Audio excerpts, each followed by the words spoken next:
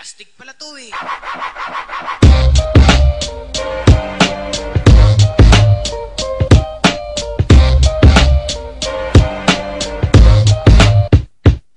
Astig ako, kahit saan mo ko dalhin, nakahanda ko sumagot. Kung gusto mo kong tanongin, di ako umaantas kung hinahamon mo ko. Di mo ko pwede malansin, di mo ko maloloko. Astig ako, kaya marami na akong kasama. Pinapakinggan ng lahat pag nagsasalita na. Tumingin ka sa paligid, ang dami naglibana. Kung ayaw mo mapahamak sa aking kabumarkada sa eskwelahan o kahit nasa labas, dala-dala ko ang pinagkaloob sa aking lakas. Kahit magkampi-kampihan pa kayo, di mo ko matutumba, mananatili sa pagtayo.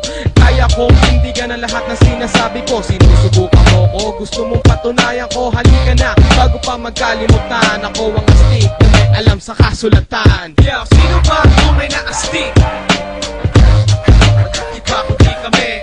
Sino ba tunay na astig? Iba kundi kami. Sino ba tunay na astig? Iba kundi kami. Sino ba tunay na astig?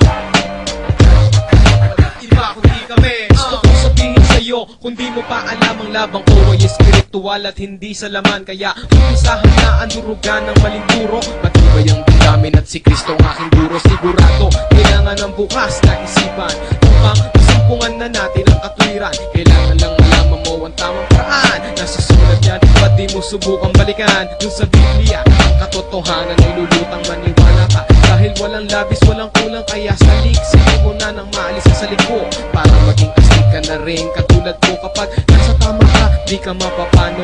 Lalong-lalo na kapag magkakasama tayo. Mapalad ang bumabasa, ang sabi ng aklat. Gusto mong maging astig, simulan mo na ang pagbuklat. Yeah, sino ba tunay na